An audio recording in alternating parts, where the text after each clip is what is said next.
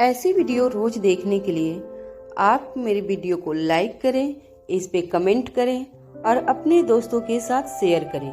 और हाँ, अगर आप इस चैनल पे नए हैं तो इसे सब्सक्राइब करना ना भूलें। यह कहानी है एक लड़की को देखा तो 15 से 91 के आगे की कहानी।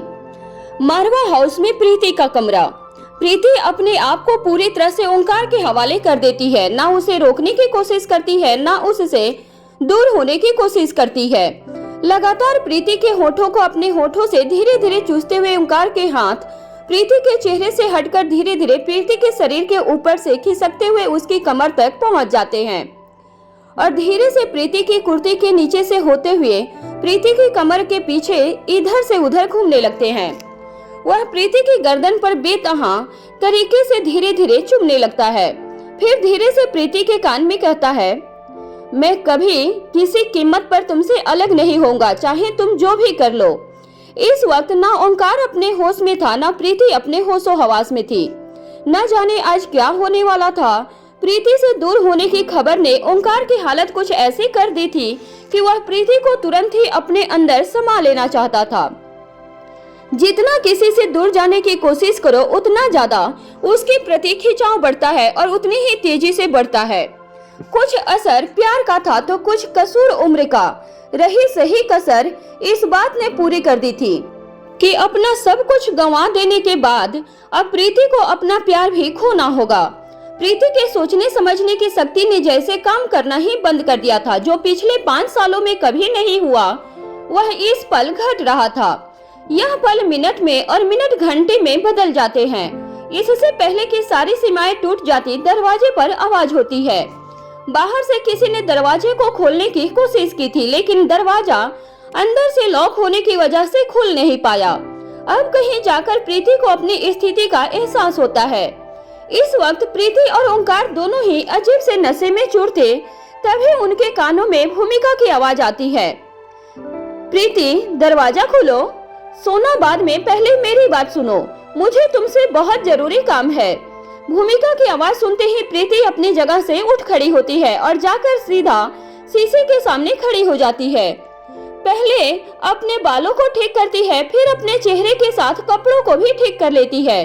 ओंकार भी ऐसा ही करता है। प्रीति झिझकते हुए दरवाजे की तरफ बढ़ती है और दरवाजा खोल देती है।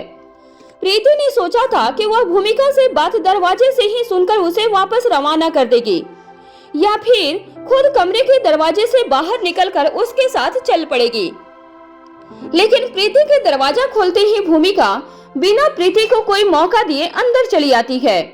अंदर आकर जैसे ही उसकी निगाह ओंकार पर जाती है, भूमिका के चेहरे पे बड़ी सी मुस्कान आ जाती है। ठीक इसी वक्त भूमिका की निगाह बिस्तर पर जाती है। बिस्तर पर बिछी हुई चादर की हालत देखकर भूमिका उन दोनों को छेड़ते हुए कहती है, थोड़ा धीरे चलो, शादी से पहले बच्चे अलाउड नहीं हैं। भूमिका की बात सुनकर ओंकार को बड़ा ही अजीब सा महसूस होता है, जैसे चोर को रंगे हाथों पकड़ लिया गया हो। इससे पहले कि भूमिका कुछ और कहती, वह बिना एक शब्द कहे कमरे से बाहर निकल जाता है। अब भूमिका मुस्कुराकर प्रीति की तरफ देखती है। प्रीति का चेहरा एकदम शांत था, आंखें लाल दिखाई दे रही थी, जो कि रोने की वजह से थी, और वही चेहरा शर्म की वजह से लाल हो गया था। भूमिका अपना एक हाथ प्रीति के गले में डाल देती है और उसकी गर्दन को हल्के से दबाते हुए कहती है, अपनी सूरत देखो इस वक्त आईने में, तुम कितनी कमाल की लग रही हो। और अभी कुछ पूछूंगी तो कहोगी ऐसा कुछ नहीं है भूमिका दीदी। अब प्रीति के चेहरे पर हल्की सी मुस्कान आ जाती है। भूमिका प्रीति के गर्दन को अपनी पकड़ से छोड़ते हुए उसे गले से लगा लेती है और फिर कहती है, आओ मेरे साथ बैठो और मेरे एक बहुत जरूरी काम में मदद करो। इसके बाद दोनों बैठ जाती हैं। अचानक से भूमिका खामोश हो जाती है और कुछ सोचने के बाद प्रीति से कहती है, मैं तुम दोनों के बीच में कुछ कहना नहीं चाहती, लेकिन न जाने क्यों मुझे ऐसा लग रहा है कि तुम बहुत परेशान हो। क्या तुम मुझे बताओगे कि तुम्हारे इस छोटे से दिमाग के अंदर क्या बवाल मचा हुआ है। प्रीति कुछ पलों के लिए खामोश हो जाती है और निगाहें झुकाकर नीचे की तरफ देखने लगती है। भूमिका प्रीति के हाथ पर अपना हाथ रखती है और कहती है, ज्यादा सोचने से दिमाग खराब होता है और बोलने से दिमाग हल्का होता है। अब बोलो, बताओ क्या है परेशानी तुम्हारी। जैसे ही प्रीति बोलने की शुरुआत करती है तभी वहाँ सनी आ पहुँचता है। कमरे का दरवाजा खुला हुआ था, वह धड़ल्ले से अंदर आ जाता है। सामने ही भूमिका और प्रीति को एक साथ देखता है तो सहसा ही सनी के मुंह से निकल पड़ता है, अरे भूमिका दीदी आप यहाँ। अब भूमिका अपने चेहरे के भाव को बदलते हुए अपनी एक आंख के भाव को ऊपर चढ़ाते हुए सनी से कहती है, मैं यहाँ हो सकती हूँ, मेरे पास यहाँ होने की एक नहीं 1000 वजह हो सकती है, लेकिन तुम बताओ तुम यहाँ क्यों आए हो? अब यह मत कह देना कि तुम मुझे ढूंढते हुए यहाँ आए हो, क्योंकि मुझे मालूम है कि तुम यहाँ मेरे लिए नहीं आए हो। अब सनी भूमिका को रोकते हुए कहता है, रुको भूमिका दीदी, इस तरह सवाल दागती चली जाओगी या मुझे भी बोलने का मौका दोगी? मैं यहाँ ओंकार को ढूंढते हुए आया था। अब भूमिका अपनी आंखें बड़ी करके हैरानी के भाव देते हुए कहती है, अच्छा, बहुत अच्छा। फिर आगे कहती है, तुम्हारा ओंकार तुम्हें यहाँ क्यों मिलेगा? अब सनी मुस्कुरा कर कहता है, अगर यहाँ नहीं मिलेगा तो फिर कहाँ मिलेगा? मुल्ला की दौड़ मस्जिद तक। अगर वह अपने कमरे में नहीं है तो उसे यही होना चाहिए ना। भूमिका सनी से कहती है, यहाँ आओ, बैठो मेरे पास, और फिर अपने पास बैठने का इशारा करती है। सनी मुस्कुराते हुए झट से आकर भूमिका के पास बैठ जाता है। इस बार भूमिका सनी के गले में अपना हाथ डालती है और उसकी गर्दन को जकड़ लेती है। फिर कहती है, तुम सभी बहुत तेज चल रहे हो, तुम सभी की अकल ठिकाने लगाना बहुत जरूरी है। तुम्हारे ओंकार को यहाँ से गए हुए ठीक तरह से 5 मिनट भी नहीं हुए और तुम यहाँ मेरी जासूसी करने चले आए। सनी दर्द से चिल्लाते हुए कहता है, नहीं भूमिका दीदी, ऐसा कुछ नहीं है, मैं सच कह रहा हूँ, मैं सिर्फ ओंकार को ढूंढने आया था, प्लीज छोड़ो मुझे, बहुत दर्द हो रहा है। भूमिका उसके गर्दन को और भी तेज दबाते हुए कहती है, जाकर उस ओंकार से कह दो कि आज वह प्रीति से दोबारा नहीं मिल पाएगा, अभी बहुत रात हो चुकी है, जाकर सो जाए। ऐसा कहकर वह सनी को छोड़ते हुए कमरे से बाहर निकलने का इशारा करती है। सनी छूटते ही तेजी से दौड़कर दूर खड़ा हो जाता है और अपनी गर्दन को सहलाते हुए लगता है, फिर कहता है, लगता है आज की शाम ही खराब है। अब भूमिका कहती है, अच्छा। ऐसा कहकर वह जैसे ही खड़ी होने वाली है, सनी दौड़ते हुए कमरे से बाहर निकल जाता है। कमरे से बाहर निकलने के बाद वह खुद से ही कहता है, मतलब ओंकार यहाँ से अभी गया है, वह इस बार अपने कमरे में जरूर मिल जाएगा। ऐसा सोचकर वह ओंकार के कमरे की तरफ चल पड़ता है। वहीं दूसरी तरफ गुलेरिया हाउस में करण अपने दोनों हाथों को पीछे करके एक दूसरे से बांधे हुए गुलेरिया हाउस के दरवाजे पर ही खड़े थे। वहां खड़े हुए उन्हें काफी देर हो चुकी थी। घर के अंदर मौजूद सभी सदस्य बार बार एक दूसरे को इशारा कर रहे थे कि कोई पूछे कि करण वहां क्यों खड़े हैं। राजलक्ष्मी श्रेया को इशारा करती है कि वह करण से पूछे कि वह किसका इंतजार कर रहे हैं। श्रेया आंखों के इशारे से राजलक्ष्मी को मना देती है और कहती है, मैं नहीं पूछ पाऊंगी। फिर दोनों एक दूसरे को इशारा करती हैं और इधर से उधर घूमकर काम में व्यस्त नंदिनी को इशारा करके कहती हैं कि वह करण से पूछे कि वह किसका इंतजार कर रही है अथवा वह वहां पर इस तरह क्यों खड़े हैं। नंदिनी अपना एक हाथ ऊपर करके आंखों से इशारा करती है, रुको रुको, मैं अभी पूछती हूँ। नंदिनी खुद भी काफी देर से इसी फिराक में थी कि वह करण से किस तरह पूछे कि वह इस तरह वहां क्यों खड़े हैं, लेकिन अब उसके पास पूछने के लिए बहाना था। घर के नौकर खाने के टेबल पर बड़े बड़े डोंगे लाकर रखने लगे थे। तभी नंदिनी करण से कहती है, चाचा जी, खाने का वक्त हो गया है, अंदर आ जाइए, खाना लग गया है। जब करण कोई जवाब नहीं देता तो नंदिनी आगे कहती है, आप कब तक वहाँ खड़े रहेंगे चाचा जी? क्या आप किसी का इंतजार कर रहे हैं?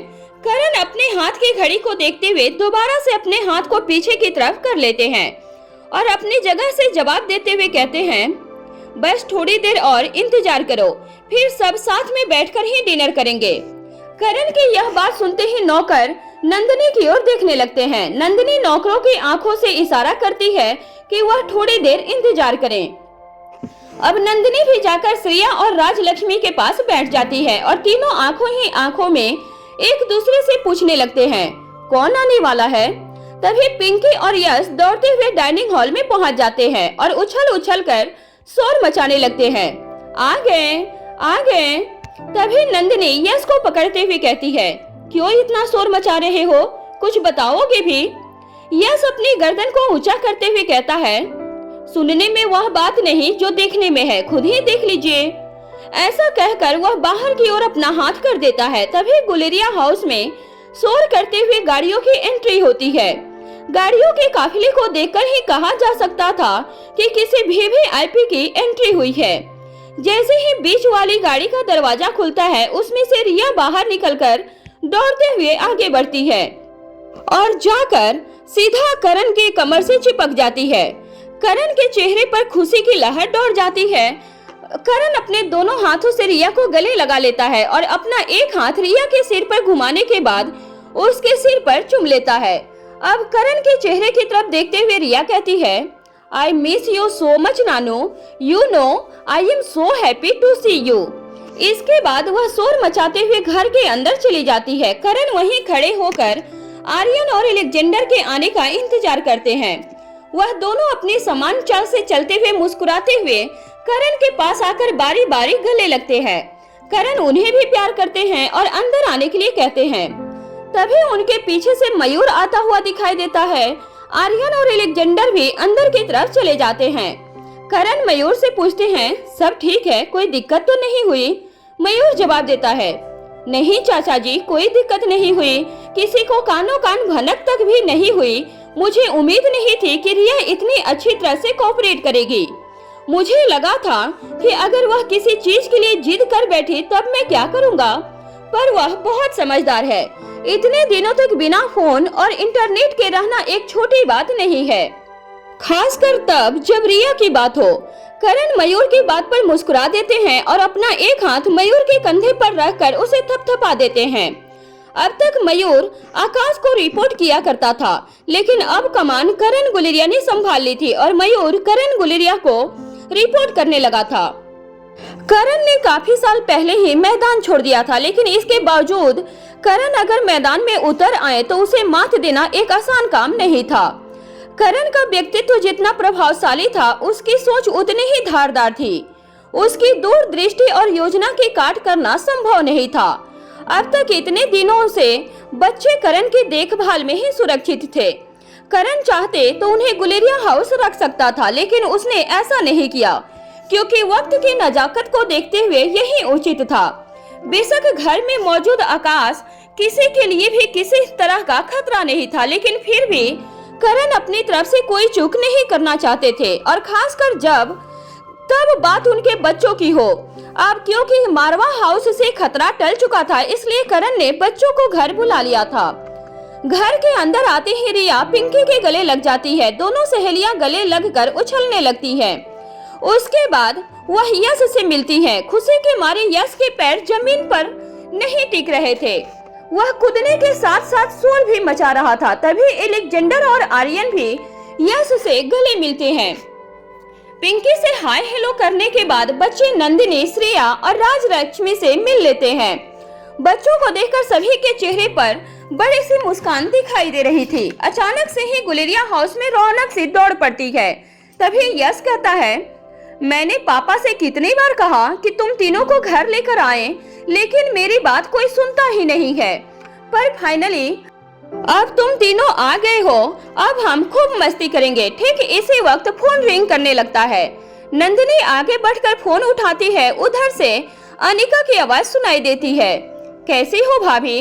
नंदिनी जवाब देती है, मैं एकदम ठीक हूँ और तुम्हारे तीनों बच्चे ठीक तरीके से पहुँच गए हैं। मुझे पता है कि तुमने यही पूछने के लिए फोन किया होगा। अनिका को इस बात का जरा सा भी अंदाजा नहीं था कि बच्चे गुलेरिया हाउस पहुंच चुके हैं, लेकिन बच्चों को लेकर वह पूरी तरह से आश्वस्त थी। धीरे धीरे वह करण के बारे में वह सब बातें जान चुकी थी जो अब तक दुनिया से छुपी हुई थी। वह अच्छी तरह जानती थी कि करण के साय में उनके बच्चे का कोई बाल भी बाका नहीं कर सकता। अब तक बच्चे कहां पर थे यह बात अनिका अच्छी तरह जानती थी, लेकिन बच्चों को घर ले आने की बात करण ने किसी को नहीं बताई थी, क्योंकि वह किसी भी तरह का खतरा मोल उठाने के लिए तैयार नहीं थे। अब अनिका जवाब देती है, नहीं भाभी, मैंने इससे भी कुछ खास बात बताने के लिए फोन किया है। नंदिनी कहती है, हाँ हाँ बताओ बताओ अनिका। अनिका कहती है, आप सभी अपने घर के लड़के की एंगेजमेंट के हिसाब से तैयारियां कर लीजिए, क्योंकि यह एक सरप्राइज है, इसलिए सभी तैयारियां आपको खामोशी से करनी है। नंदिनी के चेहरे पर एक और जहां खुशी दिखाई देती है, वहीं हैरानी भी दिखाई देने लगती है। अनिका का नाम सुनकर अब तक श्रेया उठकर नंदिनी के पास आ गई थी। नंदिनी कहती है, तुम्हारी बात सुनकर मुझे बहुत एक्साइटमेंट हो रही है। थोड़ा ठीक से बताओ किसकी सगाई की बात कर रही हो, क्योंकि यश अभी बहुत छोटा है और बाकी मुझे कोई दिखाई नहीं दे रहा। अनिका हंसकर कहती है, अपने देवर ओंकार को भूल गई हो क्या आप? नंदिनी अपने सिर पर अपना एक हाथ रख लेती है और कहती है, हाँ सही कहा तुमने, वह तुम्हारे पास क्या चला गया है मुझे उसका ख्याल भी नहीं आया। अब अनिका आगे कहती है, अब बाद में मुझे कोई मत कहना कि मैंने समय पर बताया नहीं था। आप सभी के पास तैयारी करने के लिए सिर्फ 1 हफ्ते का समय है। अब नंदिनी आगे कहती है, वह सब तुम मुझ पर छोड़ दो, 1 हफ्ता तो बहुत है, मैं सब कर लूंगी। लेकिन बस तुम मुझे एक बात यह कंफर्म कर दो कि हमारे लड़के की पसंदीदा लड़की प्रीति ही है ना? अनिका कहती है, हाँ हाँ वही है, लेकिन अभी दोनों में से किसी को कुछ नहीं पता और उन्हें कुछ बताना भी नहीं है। नंदिनी के चेहरे की खुशी पहले बढ़ जाती है और फिर अचानक से उसके चेहरे के हाव भाव बदल जाते हैं। वह अनिका से कहती है, और चाचा चाची? अनिका जवाब देती है, उनकी चिंता आप मत कीजिए, मैं देख लूंगी। अब नंदिनी कहती है, मैं तुम्हें बता नहीं सकती कि मैं कितनी खुश हूँ। कितने दिनों के बाद घर में कोई फंक्शन होगा, खुशियों का माहौल होगा। इसके बाद नंदिनी करण की तरफ देखती है। करण नंदिनी के पास आकर फोन अपने हाथ में ले लेते हैं और कहते हैं, अनिका बेटी कैसी हो? अनिका जवाब देती है, मैं एकदम ठीक हूँ और थैंक यू सो मच। करण कहते हैं, क्या मुझे भी थैंक यू कहोगी? अनिका फोन के दूसरी तरफ मुस्कुरा देती है और कहती है, अपना ध्यान रखिएगा पापा। ऐसा कहकर वह फोन रख देती है। वहाँ रोहित अनिका के पास ही मौजूद था। अब वह अनिका से पूछता है, क्या बच्चे गुलेरिया हाउस पहुँच गए? अनिका गर्दन हिलाकर हाँ कर देती है। अब रोहित आगे पूछता है, तुमने बच्चों को यहाँ क्यों नहीं बुला लिया?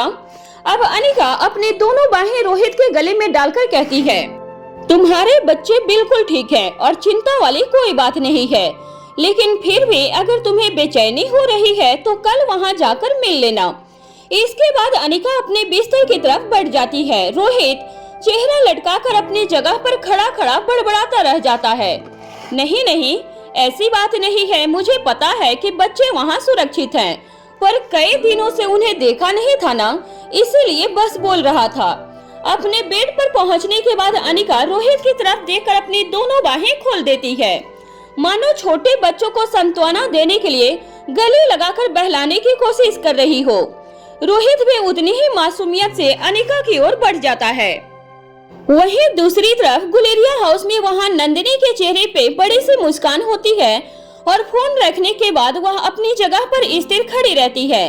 तभी श्रेया के साथ साथ राजलक्ष्मी भी अब उसके पास आकर खड़ी हो जाती है और श्रेया कहती है, अब आप बताएंगे भी कि क्या खबर है, या खड़े खड़े सारी खुशी अकेले ही डाइजेस्ट करने की कोशिश कर रही हैं। श्रेया की बात सुनकर नंदिनी और राजलक्ष्मी के चेहरे पर हंसी आ जाती है। नंदिनी कहती है, मेरा शोर मचाने का मन कर रहा है। इसके बाद वह तीनों करण की तरफ देखने लगती हैं। करण मुस्कुरा कर देते हैं और डाइनिंग टेबल के साथ चेयर पर बैठ जाते हैं। अब नंदिनी खुशी से चिल्लाने लगती है, अपनी दोनों मुठियां बंद करके आसमान की तरफ देख देती है और चिल्लाते हुए ये की आवाज निकालती है। अब श्रेया फिर से कहती है, अकेले अकेले ही खुश होती रहेंगी या हमें भी खुश होने का मौका देंगी? नंदिनी सिर्फ हाँ में अपनी गर्दन हिला देती है, फिर बच्चों की तरफ देखकर उनसे कहती है, बच्चों तुम सभी रूम में जाकर एंजॉय करो, मैं तुम सभी की फेवरेट चीजें वहीं पर भिजवा देती हूँ। इसके बाद बच्चे शोर मचाते हुए कमरे में चले जाते हैं। बच्चों के जाने के साथ ही नंदिनी नौकरों को इशारा कर देती है। नौकर बच्चों की मनपसंद चीज उनके कमरे की ओर लेकर चल पड़ते हैं। इधर नंदिनी बच्चों के जाने के बाद सभी के पास जाकर डाइनिंग टेबल पर बैठ जाती है और उसके बाद सारा किस्सा कह सुनाती है। वहीं दूसरी तरफ मारवा हाउस में भूमिका के हाथों से बचकर और प्रीति के कमरे से बाहर आकर सनी मन ही मन सोचता है, जान बची तो लाखों पाए। भूमिका दीदी के हाथ में कितनी ताकत है, न जाने दुश्मनों का क्या हाल करती होंगी। फिर चलते चलते ओंकार पर नाराजगी जताते हुए बड़बड़ाने लगता है। अगर लोगों को फोन ही नहीं उठाना होता तो वह अपने पास रखते ही क्यों हैं? यदि ओंकार फोन उठा लेता तो मुझे इस तरह भूमिका दीदी के हाथ फंसना नहीं पड़ता। पहले मेरा दिमाग खराब था और अब मेरी गर्दन भी खराब हो गई है। फिर अपने गर्दन को मसलते हुए ओंकार के कमरे तक पहुंच जाता है। जैसे ही दरवाजा खुलकर अंदर जाता है तो उसे कहीं भी ओंकार दिखाई नहीं देता। वह ओंकार को आवाज लगाता है, ओंकार, क्या तुम यहाँ हो? मुझे तुमसे बहुत जरूरी बात करनी है। कई बार आवाज लगाने के बाद भी जब कमरे से कोई आवाज नहीं आती तब सनी पूरे कमरे में हर हिस्से में अच्छी तरह से चेक करता है, लेकिन जब ओंकार कहीं दिखाई नहीं देता तब वह बाहर की ओर निकल पड़ता है। फिर आंखें बंद करके सोचने की कोशिश करता है कि ओंकार कहाँ जा सकता है। फिर कुछ सोचकर बाहर की तरफ चल पड़ता है। यहाँ ओंकार प्रीति के कमरे से निकलने के बाद सीधा घर से बाहर बने हुए लॉन एरिया में चला जाता है। लॉन से बने हुए बेंच पर बैठकर वह अपनी आंखें बंद करके बहती हुई हवा को महसूस कर रहा था। पास में चलते हुए फव्वारे के पानी की आवाज उसके कानों में सुनाई पड़ रही थी। बंद आंखों से वह प्रीति के साथ कमरे में बिताए हुए हर पल को अभी भी जिए जा रहा था। हर लम्हा उसकी आंखों के आगे तैर रहा था। प्रीति के पास होने का नशा उसके दिमाग से अभी भी नहीं उतरा था। एक तरफ जहां प्रीति के पास होने का एहसास उसे अभी भी सुख दे रहा था, वहीं दूसरी तरफ इस वक्त उसका मन बेहद दुखी और बेचैन था। वह समझ नहीं पा रहा था कि प्रीति के व्यवहार का क्या मतलब समझे। ओंकार मन ही मन सोचता है, अगर भूमिका दीदी वहां नहीं पहुंचती तो आज कुछ भी हो सकता था ना। एक तरफ वह मुझे खुद से दूर कर रही है और दूसरी तरफ हर हद से आगे बढ़ते हुए आज उसने मुझे रोकने की भी कोशिश नहीं की। आखिर उसके दिमाग में चल क्या रहा है? कुछ बताती भी नहीं। ठीक इसी वक्त उसके अपने कंधे पर कुछ एहसास होता है। यह सनी का हाथ था। सनी का ध्यान जब ओंकार के चेहरे पर जाता है तो वह दंग रह जाता है। ओंकार की आंखों के किनारे से आंसू की बूंदें टपक रही थी। ओंकार की ऐसी हालत देखकर सनी अपनी परेशानी भूल जाता है और झट से ओंकार के पास बैठते हुए कहता है, क्या हुआ दोस्त, क्या तुम्हारी प्रीति से बात नहीं हो पाई? ओंकार कुछ नहीं कहता और अपनी कनखियों से निकलते हुए पानी को साफ कर लेता है। फिर सनी आगे पूछता है, क्या प्रीति नहीं मानी? वह अभी भी नाराज है क्या? सनी की इस बात पर ओंकार अपना चेहरा नीचे कर लेता है। सनी समझ जाता है कि ओंकार प्रीति को मना नहीं पाया है। अब सनी पूछता है, क्या उसने बताया कि वह नाराज क्यों है? इस बार ओंकार अपनी गर्दन ना में हिला देता है। अब सनी फिर से पूछता है, उसने कुछ तो कहा होगा, कोई तो ऐसी बात कही होगी जिससे कि यह पता चले कि तुम्हें आगे क्या करना चाहिए। ओंकार कहता है, वह बात करने के लिए ही तैयार नहीं है, कहती है कि हम दोनों का साथ नहीं हो सकता। सनी कहता है, यह कैसे हो सकता है? ऐसा कैसे नहीं हो सकता? क्या वह तुमसे प्यार नहीं करती? कुछ पल रुककर ओंकार कहता है, वह मेरे अलावा किसी से प्यार नहीं करती, लेकिन कोई तो बात है जो उसके दिमाग में बैठ गई है। अब कुछ बताएगी ही नहीं तो उसके मन की दुविधा दूर कैसे होगी? अब सनी कहता है, मुझे लगा था कि अब तक तुम दोनों की प्रॉब्लम सॉल्व हो गई होगी और इसीलिए मैं प्रीति के कमरे तक गया था ताकि तुम दोनों के साथ बैठकर अपनी प्रॉब्लम सॉल्व कर सकूं। लेकिन मुझे लगता है कि हमारी प्रॉब्लम हमसे एक कदम आगे चल रही है। सनी की बात सुनकर ओंकार कहता है, तुम्हारी प्रॉब्लम? सनी जवाब देता है, छोड़ो छोड़ो कुछ नहीं, बस ऐसे ही अभी पहले तुम्हारी प्रॉब्लम को सॉल्व करने के बारे में सोचते हैं, उसके बाद हम अपनी प्रॉब्लम तुमसे शेयर करेंगे। ओंकार कहता है, मेरी प्रॉब्लम पता नहीं कि कितने दिनों में खत्म होगी, तब तक तुम्हारी प्रॉब्लम के बारे में ही सोच लेते हैं। बताओ क्या हुआ है? क्या मुक्ता का फोन आया था? सनी जवाब देता है, नहीं नहीं, मुक्ता नहीं बल्कि रोहित भैया खुद चलकर आए थे मेरे पास, वह भी मेरे कमरे तक। अब ओंकार सनी की तरफ घूम जाता है और उसके चेहरे की तरफ देखने लगता है। सनी को आगे कुछ भी बताने में झिझक महसूस होती है।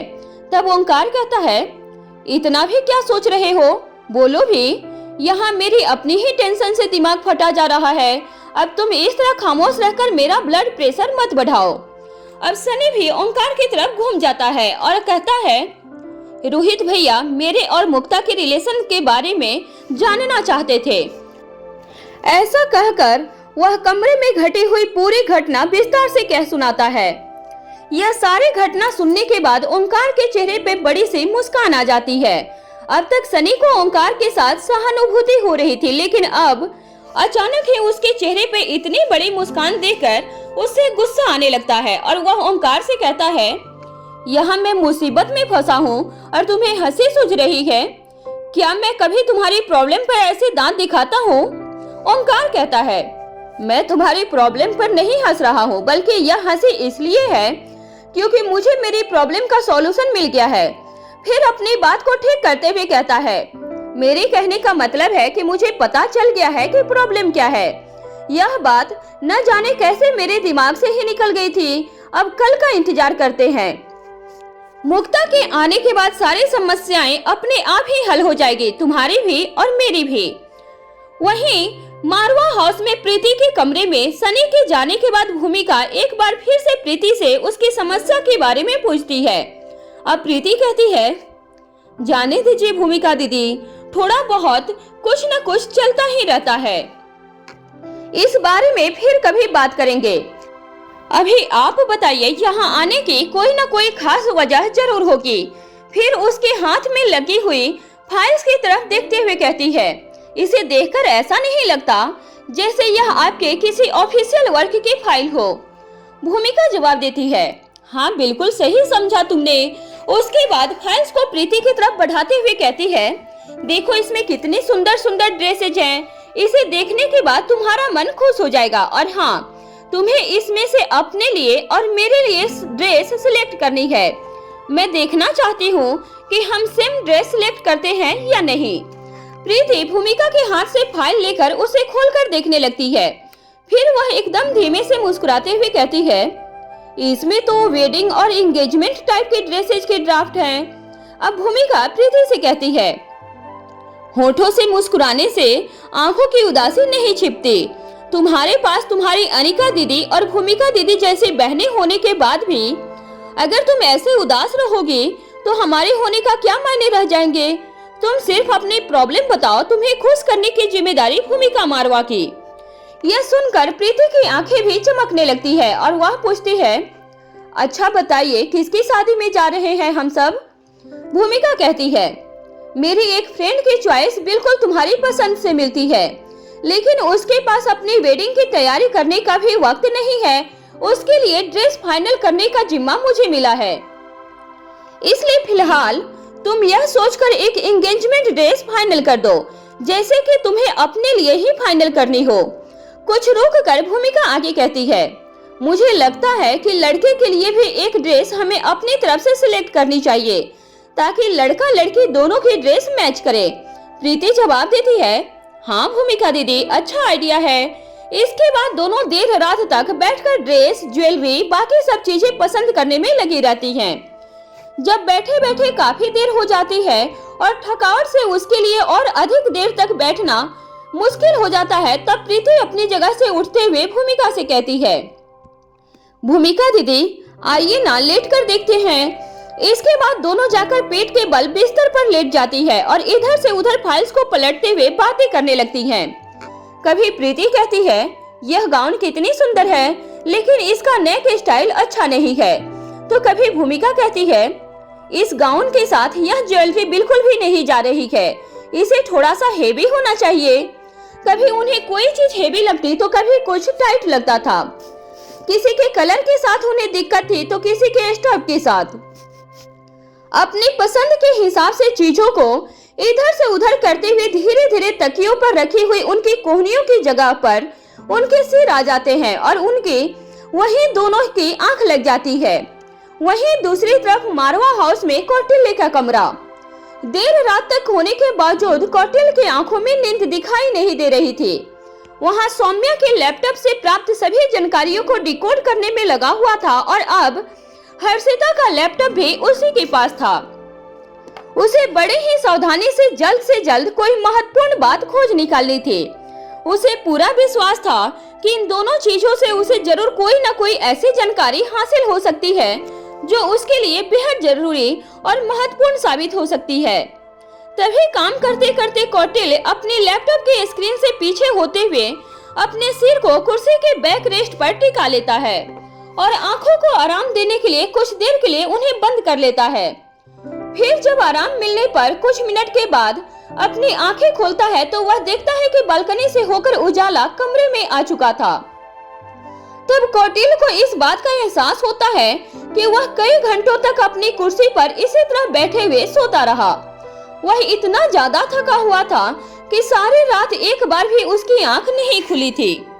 मैं छोटा वीडियो इसलिए अपलोड कर रही हूँ कि आजकल मेरी तबीयत खराब चल रही है, मुझे पर डे फीवर हो जा रहा है, तो छोटा वीडियो जल्दी से अपलोड भी हो जा रहा है और एडिट भी हो जा रहा है।